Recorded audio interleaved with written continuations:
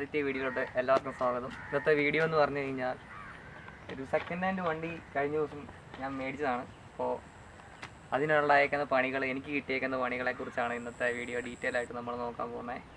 ഇത് 2010 model Fiat പുണ്ടോ എന്ന് പറഞ്ഞ വണ്ടിയാണ്. ഞാൻ റീസെൻ്റ്ലി മേടിച്ചതാണ്. ഇതിന് കുറച്ച് പണികളുണ്ട്. ഏതൊരു സെക്കൻഡ് ഹാൻഡ് വണ്ടി മേടിക്കുമ്പോഴും നമുക്ക് ഓരോരോ പണികൾ വെച്ച് കിട്ടും. അതങ്ങനെയാണ് സെക്കൻഡ് ഹാൻഡ് വണ്ടികളുടെ കാര്യങ്ങൾ. അല്ലെങ്കിൽ പിന്നെ അത്രയും നല്ല വണ്ടി വില കൊടുത്ത് നമ്മൾ മേടിക്കണം. ഇതിപ്പോൾ അത്രയും വിലയും കാര്യങ്ങളൊന്നുമില്ല. വിലയുടെ ഫുൾ ഡീറ്റെയിൽസ് ഞാൻ പിന്നീട് എൻ്റെ ബാക്കി പണികളെല്ലാം തീർന്ന് കഴിച്ചിട്ട് ഞാൻ പറയുന്നതായിരിക്കും. അപ്പോൾ വണ്ടിയുടെ ബാക്കി വിശേഷങ്ങളോട്ട് കിടക്കാം.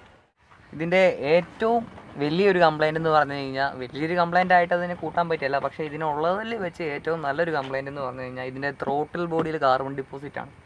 അതെന്ന് പറയുമ്പോഴത്തേക്കും നമ്മൾ RPM വണ്ടി സ്റ്റാർട്ട് ചെയ്ത് കഴിയുമ്പോഴത്തേക്കും നമ്മുടെ നോർമൽ RPM എന്ന് പറയുമ്പോഴത്തേക്കും ഒരു 0.5 to 10 അതാണ് നമ്മുടെ സ്റ്റാൻഡേർഡ് RPM വരുന്നത്. പക്ഷേ ഇതിൽ നിന്ന് എന്ത് സംഭവിക്കുന്നത് പറഞ്ഞു കഴിഞ്ഞാൽ കറക്റ്റ് ഈ RPMൻ്റെ സൂചി കിടന്ന് ഫ്ലക്ച്വേറ്റ് ചെയ്യും.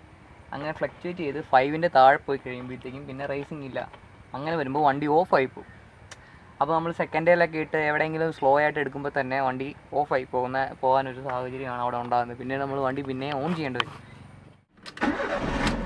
അപ്പോൾ ഇതാണ് ഞാൻ പറഞ്ഞത്, ഈ RPMൻ്റെ ഇതിപ്പോൾ ഞാൻ റേസ് ചെയ്യുന്നതാണ്. ഇതിപ്പോൾ കണ്ടോണം, RPMൻ്റെ ഫ്ലക്ച്വേഷൻ കണ്ടോ, RPM ഫ്ലക്ച്വേറ്റ് ചെയ്യുന്നത് കണ്ടോ. ഇതിപ്പോൾ 0.5ൻ്റെ താഴെ പോവും, നിന്നും പോവും വണ്ടി കടന്ന് കുതിക്കുന്നതും ഇതൊക്കെ ആ ത്രോട്ടിൽ ബോഡിയിലെ കാർബൺ ഡിപ്പോസിറ്റിൻ്റെ ഒരു കുഴപ്പമാണത്. അപ്പോൾ ത്രോട്ടിൽ ബോഡി എന്ന് പറഞ്ഞു കഴിഞ്ഞാൽ വണ്ടിയുടെ ഈ സാധനമാണ്. അപ്പോൾ ഇതാണ് എയർ ഇൻടേക്ക്. ഈ എയർ ഇൻടേക്കും എൻജിൻ്റെ ഇടയ്ക്ക് ഇരിക്കുന്ന ഒരു സാധനമാണ് ഈ ത്രോട്ടിൽ ബോഡി എന്ന് പറയുന്നത്. നമ്മുടെ ബൈക്കിനകത്തൊക്കെ എനിക്ക് തോന്നുന്നു കാർബറേറ്റർ പോലെ പ്രവർത്തിക്കുന്ന ഒരു സാധനമാണ് ഈ ത്രോട്ടിൽ ബോഡി. ഈ ത്രോട്ടിൽ ബോഡിക്കകത്ത് കാർബണിൻ്റെ ഡെപ്പോസിറ്റ് കാരണമാണ് ഈ മിസ്സിങ് നമുക്ക് വണ്ടിയിൽ അനുഭവപ്പെടുന്നത്. അത് വലിയൊരു ചിലവുള്ളൊരു പണിയായിട്ട് എനിക്ക് തോന്നുന്നില്ല. അപ്പോഴേക്കും ചിലവാകുകയല്ല അതിന്. അപ്പോൾ അത് മാത്രമേ ഉള്ളൂ ഇതിനകത്ത് മേജർ ആയിട്ടൊരു പണി എനിക്ക് കിട്ടിയത് എന്ന് പറയാനുള്ളൂ. ബാക്കിയുള്ളതെല്ലാം ഓരോരോ ചെറിയ ചെറിയ പണികളാണ്. ഉദാഹരണത്തിന് പിന്നെ ഇതിൻ്റെ മെയിൻ ഒരു കംപ്ലൈൻറ്റ് എന്ന് പറഞ്ഞു കഴിഞ്ഞാൽ ഇതിൻ്റെ മീറ്റർ വർക്കിംഗ് അല്ല. മീറ്ററിൻ്റെ LCD ഡിസ്പ്ലേ കംപ്ലൈൻറ്റാണ്. പിന്നെ വേറെ കംപ്ലൈൻറ്റ് എന്ന് പറഞ്ഞാൽ ഇതിൻ്റെ LCDയുടെ ഡിസ്പ്ലേ അത് വർക്കിംഗ് അല്ല. അത് അത്രേ ഉള്ളൂ. ഓണാക്കി ഓഫാക്കുമ്പോൾ ചിലപ്പോൾ അതിന് തോന്നിയാൽ വല്ലപ്പോഴും ഒക്കെ അതിനകത്ത് എന്തെങ്കിലുമൊക്കെ എഴുതി കാണിക്കും, അത്രേ ഉള്ളൂ. പിന്നെ ഇതിൻ്റെ ഒരു സൈഡിലെ പവർ വിൻഡോ വർക്കിംഗ് അല്ല.